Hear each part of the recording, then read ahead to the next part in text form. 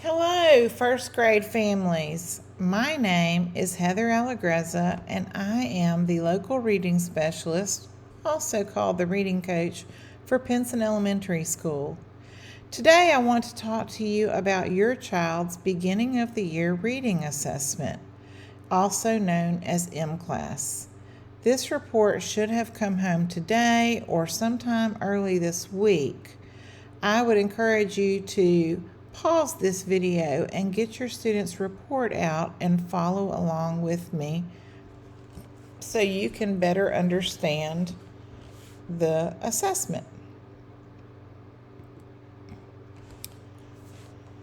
mClass is a measure that measures how students are performing on important reading skills, and these are many of the skills needed for becoming a successful reader. In first grade, we're going to measure the following skills: letter naming fluency, phonemic awareness, phonics, word reading fluency, and oral reading fluency. We will talk about each of these areas in detail later in this presentation. But first, we're going to talk about scoring and what your report looks like. The scoring on this report is indicated by colors. So let's talk about what the different colors mean that you will see on the report. We're going to think about the sky and the traffic light underneath it to help us think about what these colors mean. If you see blue circles or squares on your child's report, that means your student is above benchmark. They are above the grade level expectations for this time of the year.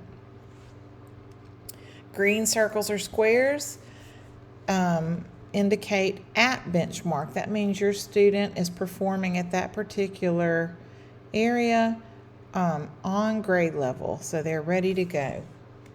Yellow circles or squares indicate below benchmark. They represent below benchmark, which likely means your child will need extra support in that area to reach their reading goals and be on target for the next grade. If you see red circles or squares, that means your student is below benchmark, well below benchmark in an area, and they are going to be significantly behind the grade level, and they are going to need extra support in the classroom and at home. And remember, we're a team, so anytime you see things like on this report that are yellow or red, please stay in contact with your teacher and find out what you can be doing at home to also support your child's learning. Let's take a look at a sample report. So here is an example of what your report might look like. And at the top, you'll see your child's name, their grade level, and then it's going to say BOY because we are at the beginning of the year. BOY stands for beginning of the year. If your child attended a Jefferson County school for kindergarten, you're going to see the words kindergarten and the year they attended kindergarten. And underneath that, you'll see all the scores they received in their kindergarten year. If your child attended a Jefferson County school in first grade, you'll see their first grade scores, and they'll be in 3 columns. BOY is beginning of the year, which is what we're going to be looking at this point. Then you'll see MOY, which stands for middle of the year. That assessment will be given in December or January, and you'll receive those reports, and it will also have those scores. And EOY stands for end of the year, and at that point, you will see scores in this area. So this is great because we can look at a student over a period of time, however long they've been in our system, and see how their reading skills have progressed. So now we're going to look down here at the left side of the report, and I'm just going to tell you a little bit about each of these things, and then we'll break it down in a little more detail as we go along. First, we have your student's composite score. This is just their overall score. They've taken all the test items, kind of put them together, and come up with an overall composite score. If we slide over to BOY, we can see the goal was 330. This student scored 330, so in their overall score, they are good to go. They are at grade level, no worries. We're going to go down to the next area, which is letter names, and we can see the goal was 42. This student got 43. They are in the green zone, so still in a really good place, ready to go. Next, we have phonemic awareness. The goal was 31. This student scored 49. You see a blue square, and as we said before, that means above the expectation. So they're in a great place on this particular skill. We look at letter sounds. The goal was 30. They got 36. They got in the green zone, so still doing great.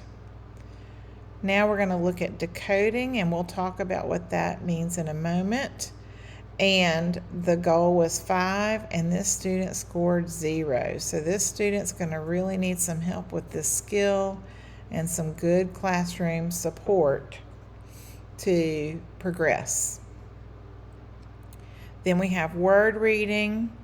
The goal was 12. This student scored 6, still in the red zone, so we got to work on that a little bit.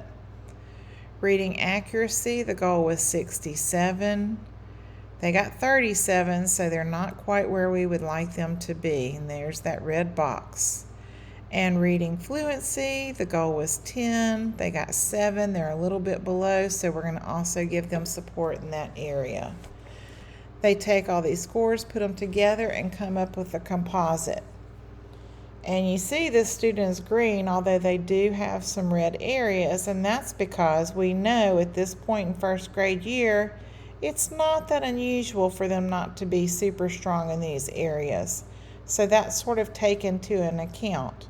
But as the year goes on, the expectations will grow, and if they stay red in these areas, it will probably pull down this overall score. So now let's go into these areas and kind of talk about what each of those mean. So the first one on your report is letter naming fluency, and it's got LNF on your report. And this is an assessment, and like all the assessments on this particular test, it's 1 minute long, and they are trying to name as many letters as they can in 1 minute.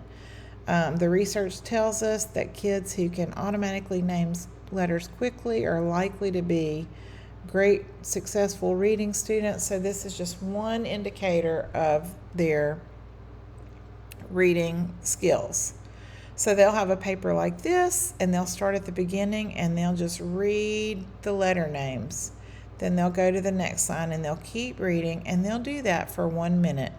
And every time they name a letter correctly, they get a point. The goal for beginning of the year is 42. So we're hoping they can name 42 letters before a minute is over. So you might want to look at your child's report. Did they name all their letters? If not, that would be a great thing to practice at home. Naming letters. Maybe get some magnets at the Dollar Tree, that kind of thing. Next, we're going to look at phoneme segmentation fluency.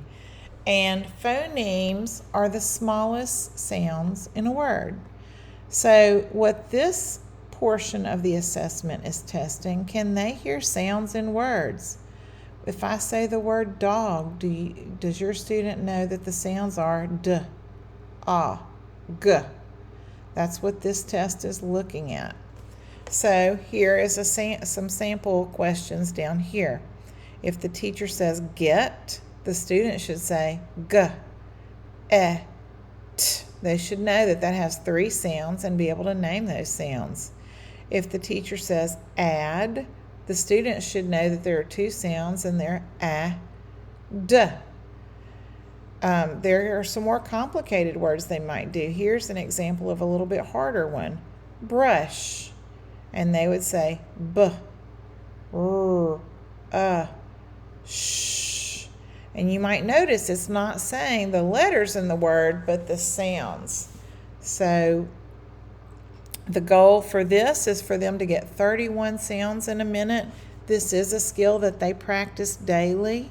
It is a really critical skill to be able to read and to write well, and the goal is 31.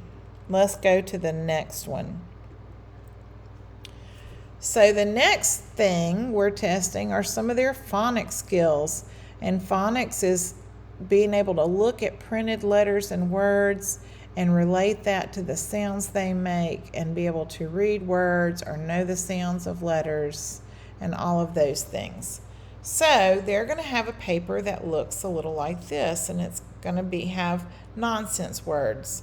And this is called nonsense word fluency. So on your student's report, you'll see an area that says NWF, that stands for nonsense word fluency, correct letter sounds. This test is also going to help us get a score for this area, nonsense word fluency, words recoded correctly. Lots of words, but what this is referring us to is decoding, which is what you'll see on your test report. And decoding is meaning, can you read a word? So we're going to have these silly nonsense words, and our hope is that they can use the sounds that the letters make to read the word. A really strong first grade student could read this like this: bap, lop, nad, pon, fem. Now some students are not there yet, so they may have to start by saying the sounds b, ap, bap, l, op, lop. But our goal is to get them just to read the entire word. So we'll use this assessment to see how many letter sounds they know and also how many words they can read correctly. So for letter sounds, our goal is 30 letter sounds in a minute. And words, we hope they can read at least 5 words in 1 minute at the beginning of the year. Those benchmarks will go up. So as the year goes on, they'll be expected to do more and more and more. Okay. The next area you're going to see on your report is word reading fluency, and it is marked as WRF. And these are words you might think of more as sight words, or sometimes in the classroom they're referred to as tricky words. And these are real words. So some of them are sight words. Sometimes they're words that are decodable, but maybe with some harder, more difficult spelling patterns. So here's just some examples of some of the words they might be asked to read: by, and, but, has, are, a, and so on. And so for this particular assessment, the goal is at the beginning of the year to read 12 words in 1 minute. And the last part of the first grade assessment is called oral reading fluency. So they would have a passage that looked something like the one you see here on this page. Now, this actually is a little more difficult than the one you would see at the beginning of the year, but just to give you an idea. So they will get a first grade level text, and we will see how many words they can read in a minute, and also how many of the words they were able to read correctly. So we'll be measuring their accuracy. So our hope is at the beginning of the year in a first grade level text that they could read 67% of the words that they read correctly. And we're also going to hope that they can read at least 10 of the words from a story within a minute. Remember, this is a sample text. It's not the actual test text. And this one is a little bit trickier than what a typical first grade text would look like at the beginning of the year. So back to our report, just to kind of revisit, we've got letter names. We have to see how many letter names we can do in a minute, which we're shooting for 42. How many phonemic awareness, so how many sounds can we hear in our words? If I say wish, can you tell me the sounds are w, I, sh? Letter sounds, do you know the sounds that the letter makes? Decoding, Do you know how to read a word using the 3-letter sounds, a 3-letter word or a 4-letter word? Word reading, do you know some of those sight words? Me, it, they, come, by, here, those types of words. Reading accuracy, when you read something, what percentage of the words are you reading correctly? And reading fluency, how many words can you read from a first grade passage in a minute? So those are all things we're looking at. If you have any questions about your child's report, I encourage you to please be in touch with your child's teacher, and he or she will be more than happy to help you understand the report. They can provide you with ways to practice at home, and I'd like to remind you that we have a parent resource room where we have lots of materials that you are welcome to take home to help practice math and reading skills, so you can talk to your teacher about that as well. But we really want to work with you as a team and hope that you will touch base with any concerns. Thank you so much for taking time to listen, and have a great day.